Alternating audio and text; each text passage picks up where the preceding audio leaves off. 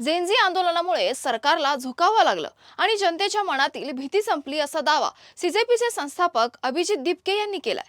सहकाऱ्यांसह घेतलेल्या पत्रकार परिषदेत त्यांनी आंदोलनाच्या परिणामांवर भाष्य करत सरकारवर टीका केली आहे। दिपके म्हणाले, धर्मेंद्र प्रधानांचा राजीनामा हेच सर्वात मोठं यश नाही, तर जनतेच्या मनातील सरकारची भीती संपली हेच या आंदोलनाचं खरं यश आहे। आता नागरिक सरकारला प्रश्न विचारतील आणि गरज पडल्यास रस्त्यावरही उतरतील। यावेळी त्यांनी कॉक्रोच जनता पार्टी सप्टेंबर महिन्यात देशभरात क्या बोलती पब्लिक हे विशेष जनसंवाद अभियान राबवणार असल्याची घोषणा केली आहे। या अभियानांतर्गत देशभर दौरे करून जनतेच्या अपेक्षा, अडचणी आणि समस्या जाणून घेतल्या जातील अशी माहितीही अभिजित दिपके यांनी दिली आहे। आणि आता दुसरा जो मोठा प्रश्न पडलाय लोकांना, पुढे काय कॉक्रोच जनता पार्टीचं, पुढे कॉक्रोच जनता पार्टी काय करणार आहे, तर त्यावर आम्ही जे मागच्या 2 दिवसात चर्चा केली त्याच्यानंतर आम्ही असं ठरवलं की येणाऱ्या सप्टेंबर महिन्यात कॉक्रोच जनता पार्टी एक नेशन वाईड कॅम्पेन करेल। त्या कॅम्पेनचं नाव असणार आहे क्या बोलती पब्लिक।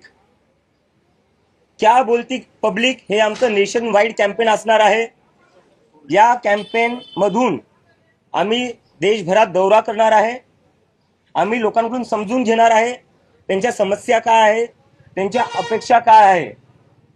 कारण की या आंदोलनातून आम्हाला जी गोष्ट शिकायला भेटली ती ही शिकायला भेटली की सध्या जितके काही पक्ष आहेत, जितके काही लोक सरकारमध्ये बसलेले आहेत, ते कुठं ना कुठं आता लोकांपासून डिस्कनेक्टेड झालेले, लोकांचं डिस्कनेक्टेडच नाही, ऐकायलाही तयार नाहीये।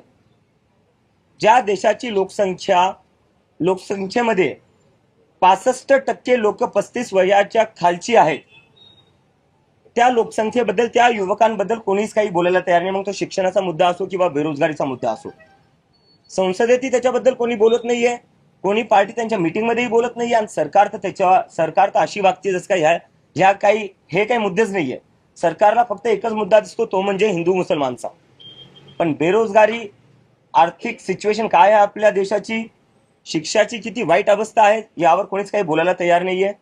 त्यामुळे आम्ही आता लोकांमध्ये जाणार आहे, लोकांकडून आम्ही समजून घेणार आहे त्यांच्या समस्या काय आहे, त्यांच्या अपेक्षा काय आहे।